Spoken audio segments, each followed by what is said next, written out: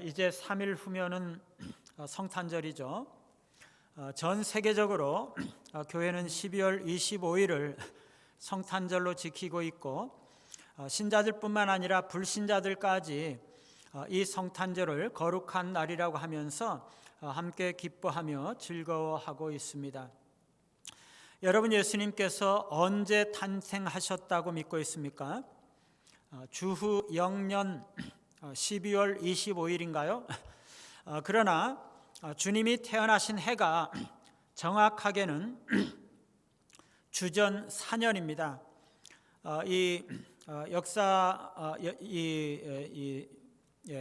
연도를 매겼던 맨 처음에 매겼던 이 학자가 이 계산이 착오가 되어서 잘못이 되어서 착오가 생긴 거죠. 뿐만 아니라 너무나 유감스럽게도 우리 구세주께서 태어나신 날이 12월 25일이라는 근거는 전혀 없습니다. 12월 25일이라는 성경적 근거는 전혀 없고 우리는 사실상 예수님이 탄생하신 날이 언제인지 결코 알아낼 수도 없고 그 날을 25일을 성탄절이라고 믿고 지키는 것은 하나님의 권위나 명령에 의한 것이 아니고 심하게 표현하면 미신에 가까운 것이다, 이렇게 말할 수가 있습니다. 여러분, 우리가 분명히 알아야 되는데요, 예수님은요 12월 25일에 태어나신 것이 아닙니다. 우리가 그날에 예수님의 탄생을 기념하는 것일 뿐이지 그날에 태어나신 것이 아니죠. 예수님께서 돌아가신 날은 정확하게 꼽을 수가 있는데요, 탄생하신 날은 그럴 수가 없습니다. 어떤 학자는요, 예수님의 탄생에 관한 유력한 견해들이 136가지가 된다고 말했어요. 말하자면 1년 중에 136일이나 1년 중 거의 어느 날이나 주님 탄생하신 날이다, 이렇게 주장할 수가 있다는 거죠. 교회 일부에서 주님의 탄생을 경축하는 일이 3세기 중엽부터 시작이 되었는데요, 그 날이 언제인지 분명하게 알려지지 않아서 당시에 많이 지키고 있었던 이교도의 축제일 중 하나로 정해서 예수님의 탄생을 축하하기 시작했던 거죠. 거의 99.99%의 확실성으로 우리는 12월 25일은 예수님의 탄생일이 아닐 것이라고 보아야 됩니다. 그러나 어쨌든 역사적으로 교회가 그 날을 예수님의 탄생을 축하하고 기념하는 날로 삼아 왔으니 오늘날 우리도 그렇게 지키는 것뿐입니다. 그래서 성탄절은 예수님이 탄생하신 날이 아니라 탄생을 기념하는 날이라는 것을 우리가 기억할 필요가 있습니다. 어쨌거나 성탄절은 온 인류에게 기쁨을 주는 날이죠. 기쁨을 알리는 날입니다. 예수님께서 이 땅에 오신 것이 큰 기쁨입니다. 오늘 말씀에 천사가 목자들에게 전한 소식은 단순한 축하의 말이 아니라 모든 세대를 위한 놀라운 구원의 진리이죠. 오늘 우리는 예수님의 탄생을 기념하는 날을 맞이하면서 오늘 말씀을 중심으로 베들레헴에 전해진 큰 기쁨이 무엇인지, 누구에게 그 소식이 전해졌는지, 그 표적은 무엇인지 살펴보고자 합니다. 첫 번째로 기쁨의 본질과 특징인데요, 오늘 천사가 큰 기쁨의 좋은 소식을 전하고 있습니다. 마지막 날에도 그리스도의 재림과 함께 한 천사가 부활의 나팔 소리를 울리면서 구원받은 자녀들이 영원한 기쁨에 들어갈 좋은 소식을 전하게 될 것입니다. 오늘 천사가 전하고 있는 그 좋은 소식의 요지는 기쁨이죠. 큰 기쁨의 좋은 소식을 천사가 전하고 있는 거죠. 천사는 먼저 두려워하지 말라라고 말하고 있습니다. 왜 그렇죠? 지금 목자들이 천사가 비추는 그 영광의 빛을 인해서 너무나 무서워하고 있거든요. 구약시대는요, 하나님이나 천사나 어떤 초자연적인 현상을 직면하게 되면 틀림없이 죽게 된다고 생각했어요. 그래서 천사를 두 눈으로 보게 되는 것은 너무도 두려운 일인 거죠. 그런데 오늘 천사는요, 두려워하지 말라고 말하고 있는 거예요. 왜 그렇습니까? 이제 속죄받은 사람들에게는요, 하나님의 위엄과 임재에 가까이 나아가는 것이 전혀 두려운 일이 아니라는 것을 의미하는 것이에요. 전에는요, 하나님이 죄인들을 향해서 충돌하시고 보좌 위에서 심판하시는 두려우신 하나님이셨는데, 이제 하나님은요, 사랑하시는 자녀들에게 친근하게 다가오시는 정다운 아버지이신 거죠. 지금 천사가 전하고 있는 소식은 그래서 너무나 중요한 소식입니다. 천사는 보라 라고 말하면서 주목할 것을 요청하고 있죠. 그리고 천사는 내가 너희에게 큰 기쁨의 좋은 소식을 전하노라 라고 말하고 있어요. 큰 기쁨의 좋은 소식입니다. 이 세상의 기쁨은요, 작은 기쁨일 뿐이고 그 즐거움도 금방 지나가 버리는 것일 뿐이에요. 사소한 거지만 천국의 기쁨은 측량할 수 없는 기쁨이고 영원히 죽지 않을 자들에게 어울리는 영원한 기쁨인 것입니다. 이 세상의 기쁨은 일시적이고 상황에 제한적이고 유한한 것이지만 하늘의 기쁨은 지속적이고 상황에 매이지 않고 끊임없이 솟아나는 기쁨인 것입니다. 여호와께 감사하라. 그는 선하시며 그 인자하심이 영원하미로다. 하나님께서 주시는 기쁨은요, 하나님께서 영원하신 것처럼 영원히 지속되는 기쁨인 것이에요. 천사가 말하는 기쁨은요, 단순히 감정적인 만족이라든가 일시적인 행복이 아니라 영원한 소망과 구원에서 비롯되는 기쁨인 것입니다. 그래서 그것은 영원한 것입니다. 영원히 지속되는 기쁨이죠. 천사가 전하는 기쁨은요, 주님의 기쁨이고 주님께서 주시는 기쁨이에요. 이 기쁨은 죄와 세상의 부패함 속에서 나오는 것이 아니라 하나님의 본질인 거룩함에서 나오는 것입니다. 여러분, 죄를 짓는 것도 기쁨을 가져올 수 있어요. 부패하고 악한 기쁨이죠. 그러나 지금 천사가 전하는 이 주님의 기쁨은요, 하늘에서 오신 예수님께서 하늘에서부터 이 땅에 내려오시면서 천국의 문을 열고 그 천국에서부터 천국의 기쁨을 이 땅에 가져오신 것이, 그것은 하나님에게서부터 나온 것이죠. 그러므로 그것은 이기적이거나 물질적인 이 세상의 기쁨과는 달리 하나님과의 관계에서 비롯되는 것으로서 하나님의 성품처럼 순결하고 우리를 거룩함으로 이끌어가는 힘이 있는 것입니다. 여러분, 그리스도께서 이 세상에 오신 것이 어째서 이렇게 기쁨의 축제가 되는 것입니까? 무엇보다도 하나님께서 사람과 연합하셨다는 사실이 너무나 기쁜 일이기 때문이죠. 하나님은요, 우리의 인성을 취하셔서 그분의 신성과 연합하시고 하나님과 사람이 너무나 신비스럽게 한 인격 안에서 하나가 되었어요. 죄가 하나님과 사람 사이를 갈라놓았지만 이제 하나님의 아들이 성육신하셔서 인간이 되시고 인간과 연합하심으로 그 갈라진 틈 사이를 이어놓는 교량 역할을 하게 된 것입니다. 그때부터 하나님은요, 인간을 생각할 때마다 나의 친아들이 사람이구나, 이 사실을 기억하시게 되셨어요. 죄인들을 바라보실 때마다, 그래서 그들의 죄 때문에 분노가 불타실 때마다 하나님은 자기 아들이, 친아들이 사람이라는 것을 기억하시고 참으시고 기다려 주시는 것입니다.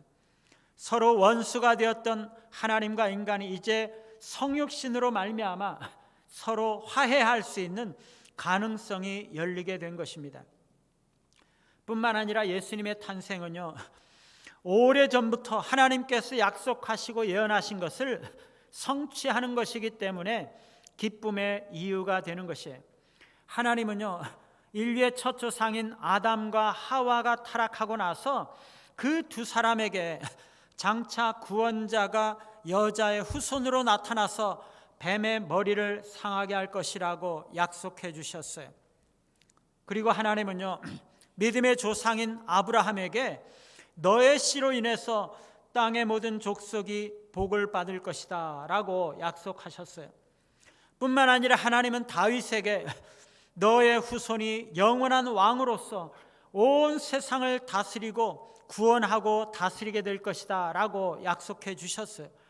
이러한 약속들은요, 오랫동안 이스라엘 민족 가운데 소망과 위로가 되어 왔죠. 이 약속들을 성취할 메시아가 그들에게 소망과 위로가 되어 왔었어요. 그런데 이런 약속이 예수님께서 이 땅에 오심으로써 성취가 되었다는 것이에요.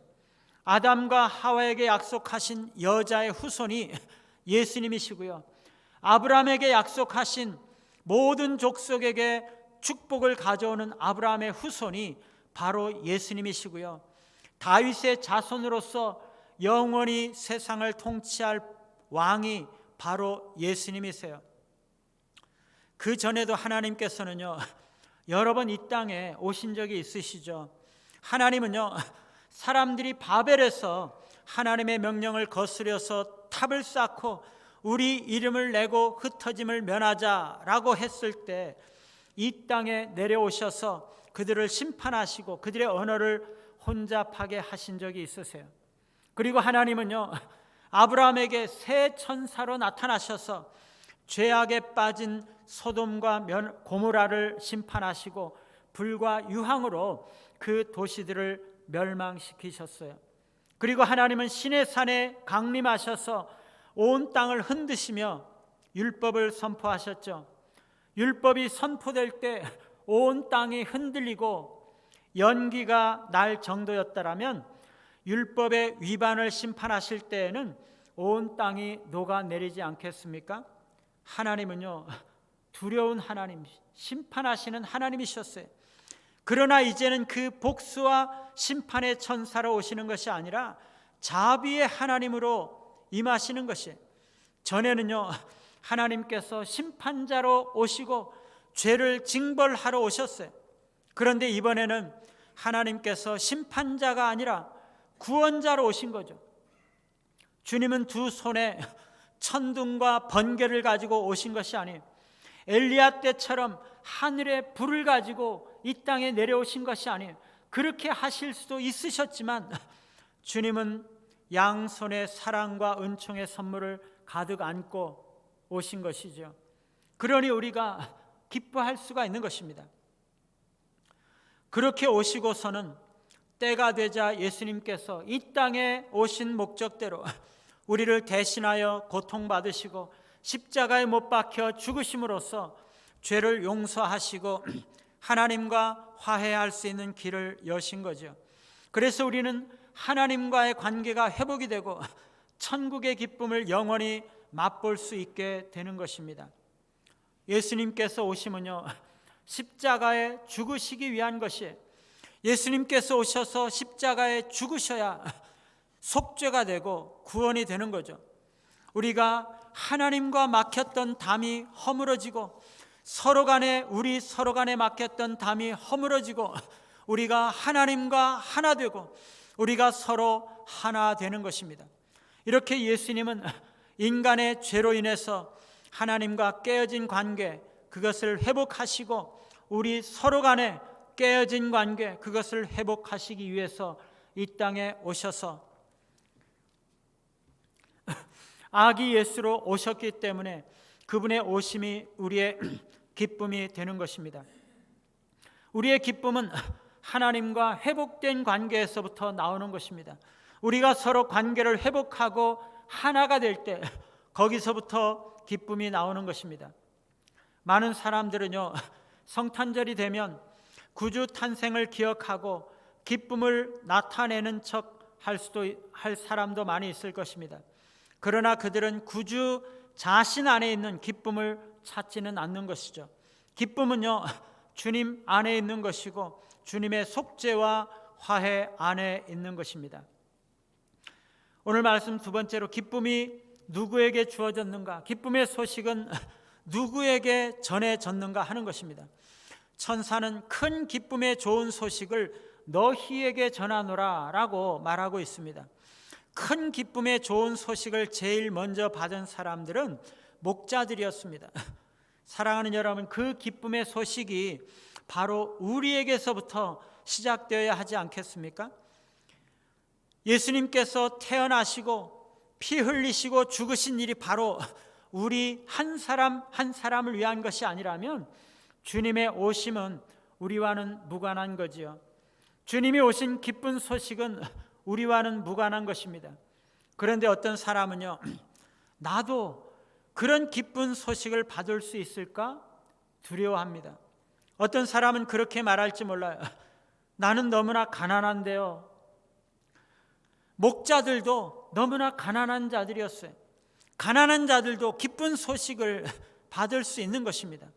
복음은 가난한 자들에게 전파된다고 말씀하고 있어요. 또 다른 사람은 그렇게 말할지 몰라요. 나는 신분이 낮고 변변찮은데요. 목자들도요, 신분이 너무나 낮고 천한 자들이었어요.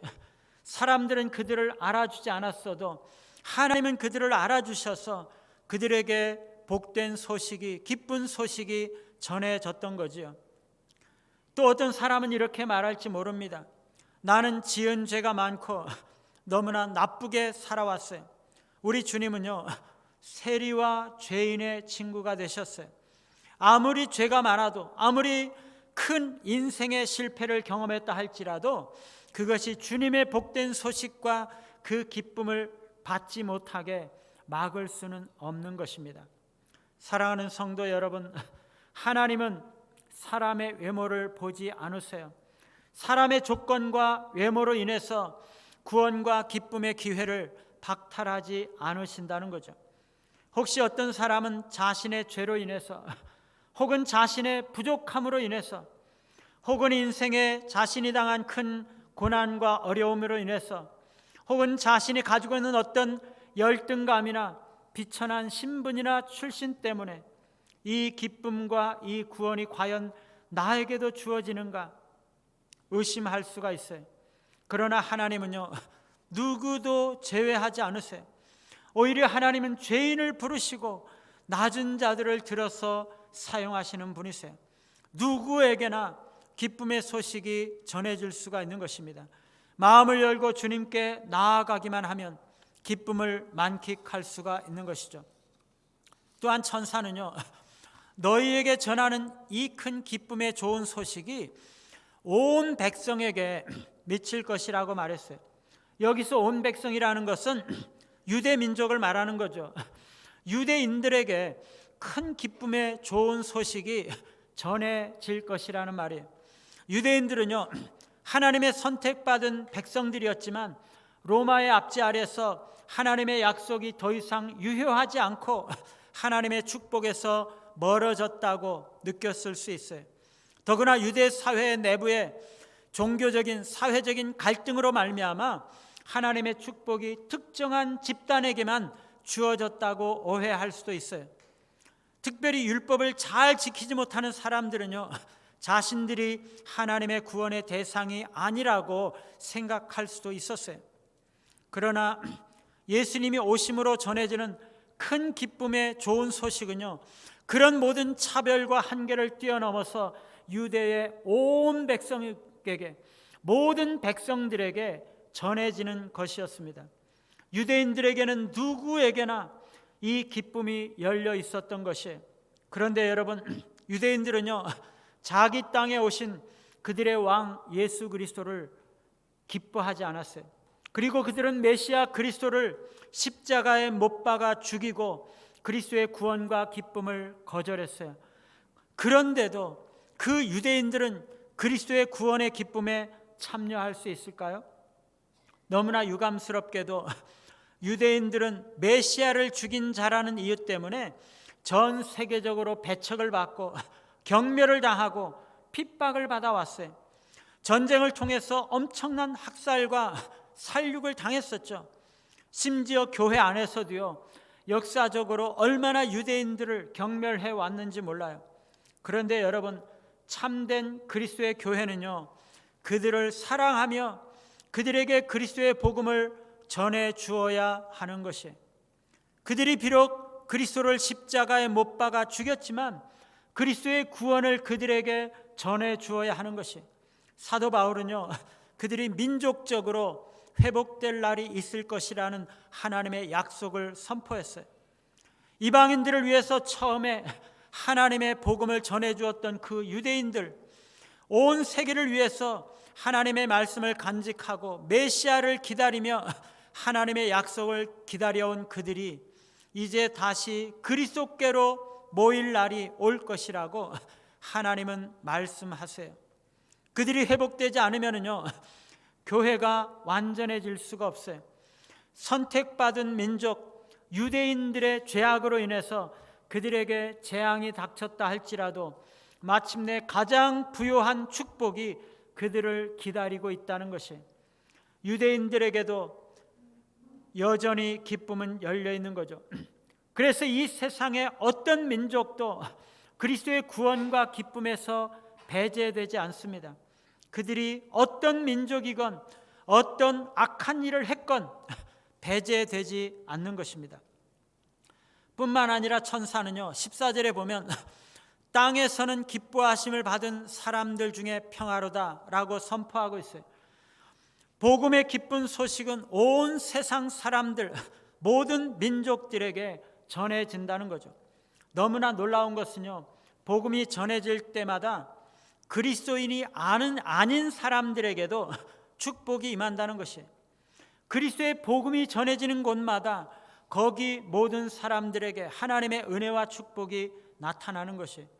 한 사람이 예수님을 믿으면 그 가정 전체가 복을 받게 돼요. 어떤 민족에게 복음이 전해지면요, 그 민족 전체가 복을 받게 돼요. 우리나라가 큰 복을 받고 경제적으로 성장하고 세계 속에서 주목받는 나라로 세워지고 부강하고 부유하고 풍요로운 나라가 된 것은요, 한국에 복음이 들어왔고 그 복음대로 철저하게 사는 훌륭한 그리스도인들이 하나님을 잘 섬기고 있기 때문이라고 봐요. 한국은요, 건국 자체를 기독교에 빚지고 있고 많은 기도를 기독교에 빚지고 있어요. 나라의 안보와 경제 성장과 모든 축복이 기독교에 빚지고 있다고 봐요. 하나님께서 교회를 축복하시기 위해서 이 나라를 축복하시는 거죠. 예수 그리스도께서 오신 곳이면 세계 어디서나 세상 모든 사람들에게 큰 기쁨이 넘치게 되는 것이에요. 그러나 여러분, 무엇보다도 가장 큰 기쁨은요, 그리스도를 구주로 영접한 사람들에게 있다는 것이에요. 그리스도는 평강의 왕이시기 때문에 그가 오신 나라에는 어디에나 기쁨이 있지만 그리스도를 개인적인 구주로 영접하고 그리스도의 진리를 따르는 자들에게 그리스도의 기쁨이 나타나는 것입니다. 여러분은 그리스도를 믿고 그의 이름으로 죄 용서함 받으셨습니까? 그렇다면 여러분은 그리스도의 기쁨을 소유하신 것이죠.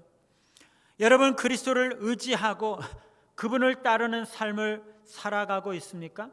그렇다면 여러분은 그리스도의 기쁨을 가지고 있는 거죠. 우리가 주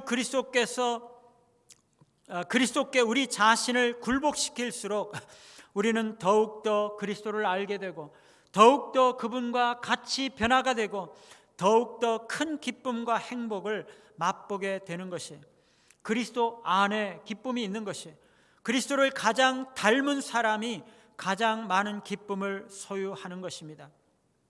어제 어거스틴에 관한 일화를 읽었는데요, 그가 꿈에 죽어서 천국의 문에 다가갔는데 수문장이 그에게 너는 누구냐 물었어요. 그래서 어거스틴이 저는 그리스도인입니다 대답했습니다. 그랬더니 문지기가 하는 말, 너는 그리스도인이 아니야. 키케로 문화생인 게지. 왜냐하면 너가 생각한 것이나 공부한 것은 모두가 다 키케로 작품과 온갖 고전들로 향해 있고 예수님의 가르침은 내가 전혀 무시했어 라고 하더라는 것이. 그래서 어거스틴이 잠을 깨고 일어나서 자기가 공부해온 고전들을 다 처분하고 자기가 목표로 삼았던 웅변술도 다 저버린 채 나는 이제 그리스도인으로서 신학도가 되리라 라고 하면서 그때부터 자신의 모든 생각을 하나님의 말씀에다 쏟으면서 그 진리 안에서 남들을 양육하는 데 힘썼다는 것이에요.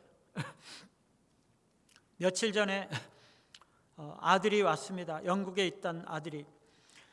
아들을 사돈댁에 데려다 주는데 차에서 제가 그렇게 권면했습니다. 너가 혹시 나중에 기회가 되어서 경영자가 되고 좋은 경영자가 되고자 한다면 고전과 철학책들을 많이 읽고 공부해야 된다라고 말했어요. 그런데 제가 어거스틴 이 이야기를 읽으면서 얼마나 부끄럽던지요. 목사가 되어서 아들에게 성경을 많이 읽으라고 권면하지 않고 고전과 철학책을 읽으라고 권면했던 것이 정말 부끄럽더라고요. 사랑하는 여러분, 그리스도를 알기 위해서 힘쓰시기 바랍니다. 다른 어떤 것들보다도 오직 그리스도만을 알기 위해서 힘쓰시고 오직 그리스도께 가까이 나아가기를 위해서 힘쓰시길 바라요. 그것이 더 큰 기쁨을 맛보고 진정한 기쁨을 맛보고 더 큰 승리의 삶을 사는 비결이기 때문이에요. 그리스도 한 분이면 충분합니다. 그분이 우리의 모든 것이 되시는 분이시기 때문이에요. 세 번째, 기쁨의 소식에 대한 표적입니다.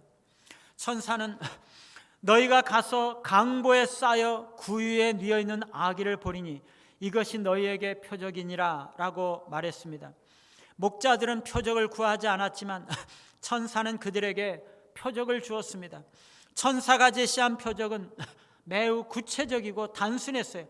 강보에 쌓여서 구유에 뉘어 있는 아기입니다.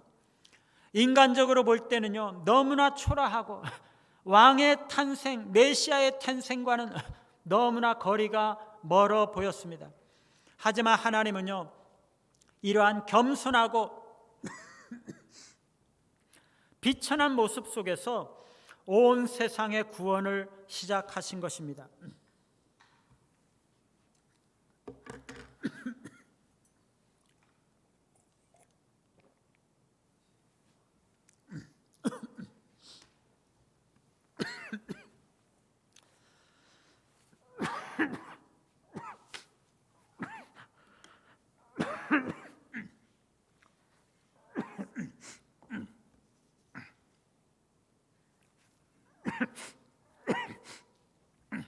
죄송합니다.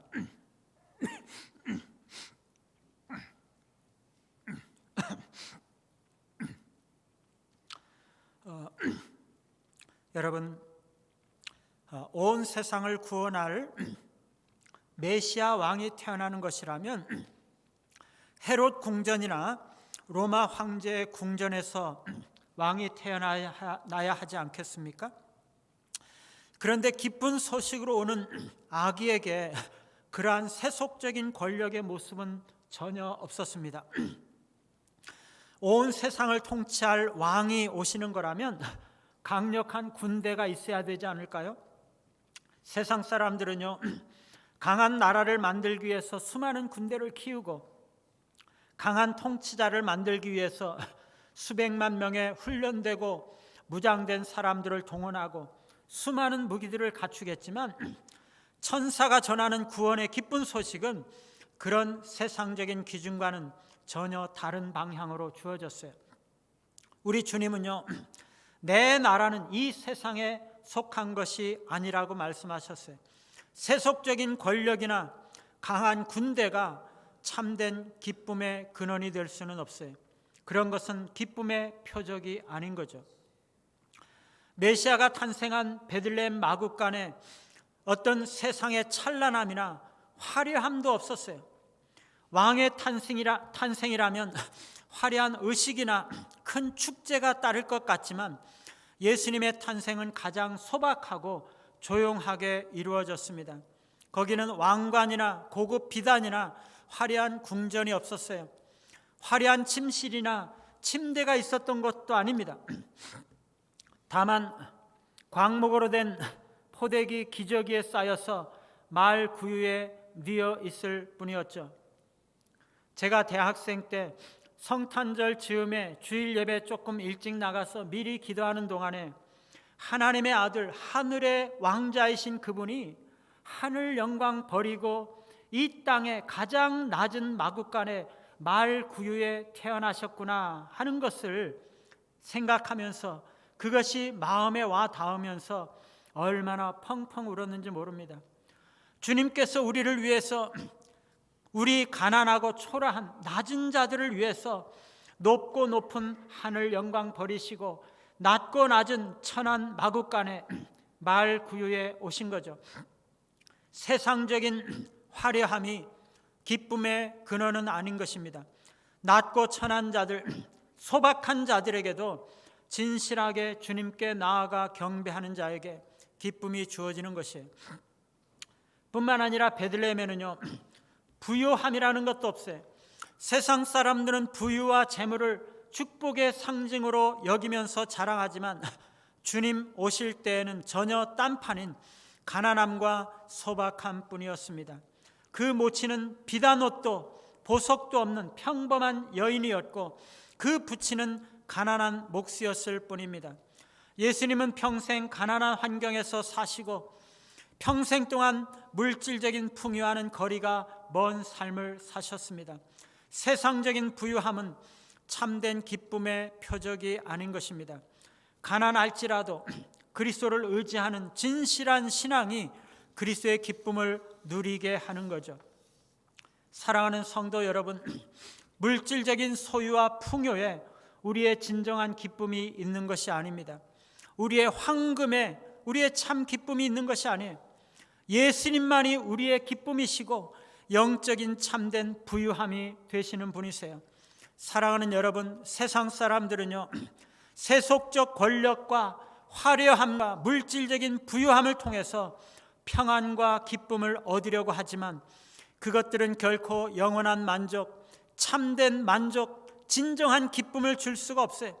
세상이 주는 기쁨은 일시적이고 외적인 조건에 따라서 변하는 것이지만 예수님이 주시는 기쁨은 우리 영혼 깊은 곳에서부터 평안과 영원한 소망을 주는 것입니다. 우리 주님은요, 수고하고 무거운 짐진 모든 자들에게 내게로 오라고, 내가 너희들을 쉬게 하겠다고 말씀하세요. 모든 평안과 기쁨이 오직 그리스도 안에서만 발견될 수가 있는 것입니다. 그러니 주님이 초청하신 대로 우리는 그리스도에게 나아가야 하는 것이죠. 주님께 나아가야 하는 것입니다. 우리가 어떤 자이든, 지금 우리가 어떤 상황과 어떤 모습 속에 있든, 어떤 인생의 어려움 속에 있든지, 우리가 혹시 과거에 어떤 실패와 좌절을 겪었든지, 심지어 우리가 어떤 죄를 지었든지, 나이가 많든지 적든지, 우리를 구원하시기 위해서 십자가에 달리시기 위해서 이 땅에 오신 아기 예수님께 겸손히 나아가 그분께 경배하고 그분을 의지할 때 그리스도에게서부터 주어지는 참된 평안과 기쁨이 우리 영혼 깊은 곳에서부터 흘러 넘치게 될 것입니다. 주님만이 우리를 구원하시는 분이세요. 주님만이 우리에게 참된 기쁨을 주시는 분이세요. 주님만이 우리를 세속적인 권력의 사슬에서 건져내시고 세상적인 화려함과 자랑의 늪에서 건져내시고 물질적인 풍요의 추구에서부터 우리를 구출해내시고 오직 그리스도 안에서 엄청난 자유 안에서 한량없는 기쁨과 만족을 주시는 분이신 거죠. 사랑하는 여러분, 여러분이 참된 평안과 영원한 기쁨을 구하시나요? 그리스도에게 나아가시기 바랍니다. 우리의 구원을 이루시고 영원한 기쁨을 주실 아기 예수님께로 나아가시기 바라요. 동방의 박사들처럼 주님의 발 앞에 나아가 엎드려 경배하시기 바랍니다. 이 땅에 오신 아기 예수님이 우리의 모든 소망과 신뢰가 되시는 분이세요. 주님께 나아가 그분이 주시는 기쁨을 맛보시고 다른 사람들에게도 큰 기쁨의 좋은 소식을 전하시고 기쁨을 나누어 주시는 우리 모두가 되시기를 간절히 바랍니다. 우리 같이 한번 찬양하시고